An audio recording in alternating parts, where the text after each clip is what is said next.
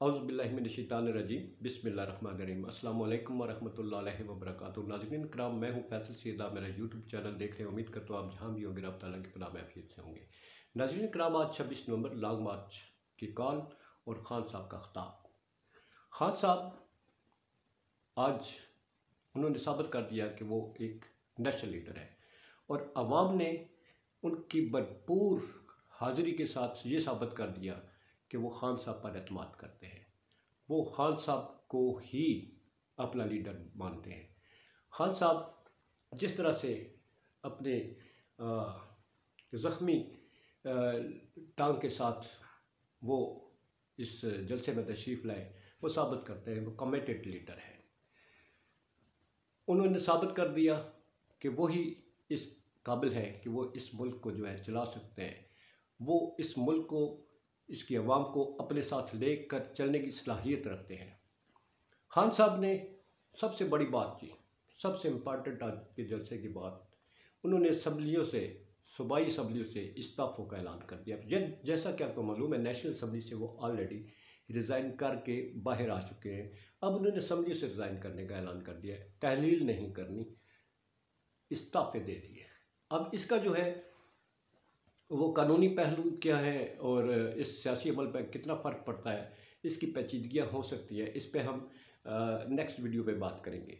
मगर आज के हवाले से उन्होंने जो ये एक्सपेक्टेशन थी, ये पता है इस्लामाबाद को आपने इन्होंने बना दिया था, कंटेनरों का शहर बना दिया था और यहाँ पर आवाम पर जो है वो बरसाने के लिए गोलियाँ, रबड़ की गोलियाँ, फिर ड्रोन और पता नहीं क्या कुछ करोड़ों रुपये आवाम का ज़ाया कर दिया उन्होंने इसकी हिफाजत में।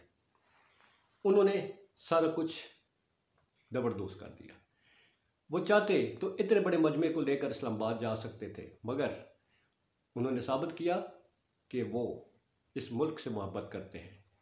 उनका कहना था कि मौजूदा माशी हालात में अगर मैं ये कोई ऐसा एडवेंचर करता हूँ तो ये इस मुल्क के लिए नुकसानदेह होगा। वो मुल्क जो पहले डिफ़ॉल्ट के दाने पर पहुँच चुका है, उस पर मेरा कोई ऐसा सियासी कदम जो है वो मुल्क को मज़ीद मुसाइब में ले जा धकेल सकता है।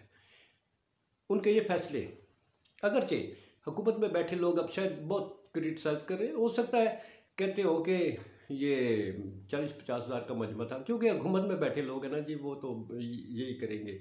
उन्होंने मानना तो नहीं, मानना तो पड़ेगा। इंतखाबात जो है खान साहब का जो एक ही मुतालबा है वो ये है कि जनरल इलेक्शन करवाए जाए। अब जनरल इलेक्शन के हवाले से ये हुकूमत, क्योंकि इन्होंने अपने इक़्तिदार को दुआम बख्शना है, दुआम बख्शने के हवाले से ये कोई भी हद क्रॉस कर जाते हैं। अब उनके असम्बलियों के आने के बाद जो है, उनसे इस्तीफ़ों के बाद ये गवर्नमेंट कैसे चलाएंगे?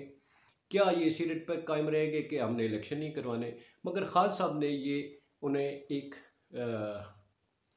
ये समझे, लोग जिस कदर आए हैं उन्होंने यहाँ कॉल देकर जिस तरह लब्बैक कहा है, इन्होंने गवर्नमेंट को एक अलार्म जो है वो दे दिया है, ख़तरे की घंटी बजा दी है कि अगर मैं करूं तो कर सकता हूं, मगर ऐसे मुआशी हालात में जो है वो ये करना नहीं चाहते। तो ये इस सिलसिले में अब वो मशवरा करेंगे जी। ज़ाहिर है उन्होंने अपने एडवाइस लिया और इसके बाद ये फ़ैसला किया है। अब वो इस पर अमल दरामद कब करते हैं, इसका जो परवेज़ लाई साहब हैं और वज़ीर आला KP के वज़ीर आला, ये हमारे जो वज़ीर आज़म आज़ाद कश्मीर हैं और गिलगित बल्तिस्तान के जो है हमारे वज़ीर आला, उनसे मशावरत के बाद इसका वक्त का तयन करेंगे। अब इसके सियासी जो है वो इसका कितना गहरा इम्पैक्ट होगा, हुकूमत जो है रिस्पॉन्ड अब क्या करती है, ये एक बहुत बड़ा सवाल है। उनके सिक्योरिटी को लेकर बहुत बड़े आपको पता है थ्रेट अलर्ट्स जारी किए हुए थे, मगर उन्होंने आकर ये साबित किया कि उन्हें अपनी जान की परवाह नहीं, इसलिए कि वो मुल्क से मोहब्बत करते हैं। नई क़यादत जो है अब उसके लिए बड़ा इम्तिहान है जी, कि अब खान साहब जो है वो अपना जलसा कर चुके हैं, अपनी कॉल जो है उसको उस पर वो अमल दरामद कर चुके हैं। अब हमारी नई अस्करी क़यादत जो है वो इसको किस तरह से लेती है और इस पर, इसकी रोशनी में क्या फ़ैसले करती है? क्या वो इस हुकूमत को इस इलेक्शन कराने पर रज़ामंद कर सकती है? रज़ामंद तो होना पड़ेगा। आज इलेक्शन नहीं तो कल होते हैं, मगर जिस तरह से ये इसको तूल देना चाहते हैं, ये काबिल गौर बात है। इस पे मैं नेक्स्ट वीडियो में बात करूँगा। सबसे बड़ी सरप्राइज़ थी ये, जो आप लोगों तक पहुँचानी थी। इस पे हम इसकी मुख्तलिफ ज़ावियों पे नेक्स्ट वीडियो में बात करूँगा। मुझे इजाज़त दीजिए, अपना बहुत सारा ख्याल रखिएगा। पाकिस्तान जिंदाबाद, पाक अफवाज जिंदाबाद। सलामत रहे, अल्लाह हाफ़िज़।